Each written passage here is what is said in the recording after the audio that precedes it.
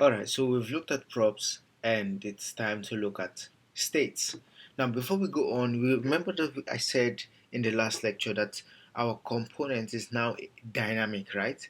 Okay, now we can get a bit more dynamic than that. Okay, so what we did was we created a stateless component.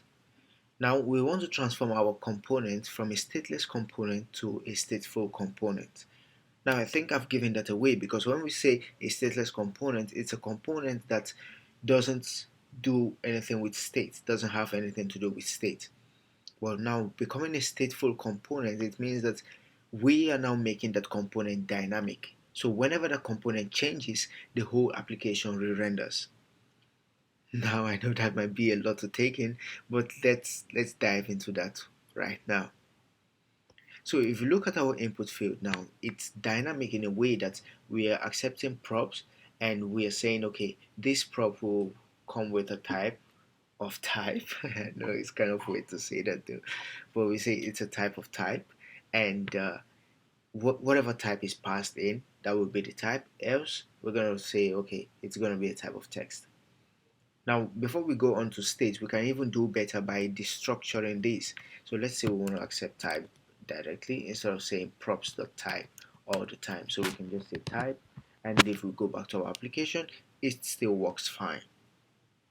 Alright, so let's convert this to a stateful component. Now, in order to do that now, we need to make sure that we import use state. Now, use state is a React hook. We're going to look at React hook in a separate lecture, but for now, let's just use state. So we want to use state. So this, I guess it's self-explanatory because now we're saying, okay, we want to use state. Now, once we're using state, it returns two things. First of all, it returns the state and it returns the machine, which is the mechanism to update that state. Alright, so let's get rid of this and let's say const. Now, first of all, we need a state, and the convention is to say set state. But we're not going to be using state, right? So we need to say text. So let's and set text. Over here, we want to use state, and now we can give it a default value of an empty string. Alright, so we can now say the value of our state will be our text. Now, I don't know if you're actually thinking what I'm thinking. We can even make this more dynamic by value of our component. For example, we can say value over here. Let me say the value is James.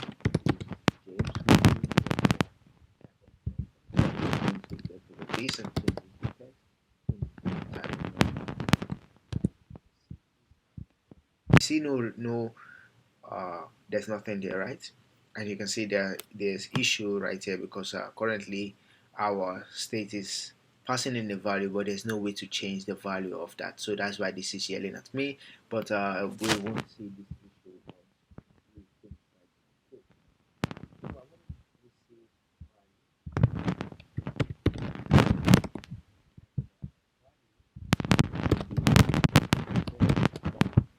melt case. So it accepts two things. Actually, it accepts just one parameter. So it just accepts the event. So this way now we can now say set text to be equal to event dot target dot value. So we get the value from it. Once we now save this, you can see that if I reload, now that error should be gone. And once I get rid of this and start typing, I'll say hello world. So you can see that the component re-renders whenever we type something. So once you set state, it now becomes a stateful component because now we are now manipulating the value of a component within that state. All right.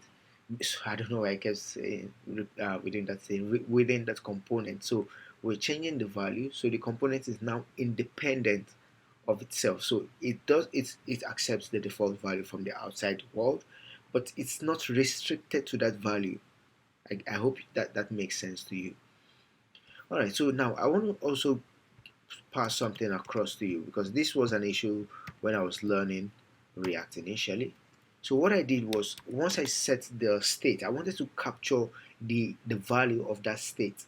Now I didn't know that there's supposed to be a re-rendering that needs to take place before I can see my latest snapshot of the state. So let me explain what I'm doing right here. So now I'm going to log text, and I'm going to pass in. In fact, I'm not going to pass in anything. So it takes in the default empty string as the default value, and I'm going to reload. So I'm going to type in C. Now you can see an empty string is being printed on the console, right? Now if I type in A, we get C. If I type in L, we get CA. Now this was an issue to me because I thought that my code was actually, I wasn't doing the right thing. Now over here you can see we're getting the right stuff. If I type in E, we're getting E immediately over here, but in the console we're not getting anything. So this is to explain to you the concept of that re-rendering. Alright, so the component re-renders. Let me pass that across to you again. We set the text, but before this text is actually updated, that is this one over here, there must be a complete re-rendering. Now we're going to see that in the next lecture when we look at use effect.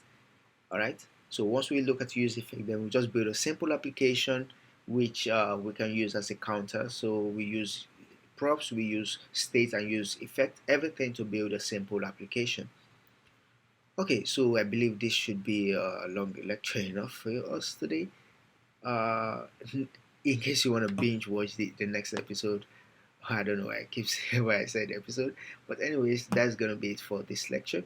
Let's keep the ball rolling, okay? And I hope you're really enjoying the lecture. Before I go, let's smash that like button, click on the subscribe button as well. Alright, so I'm gonna see you in the next lecture.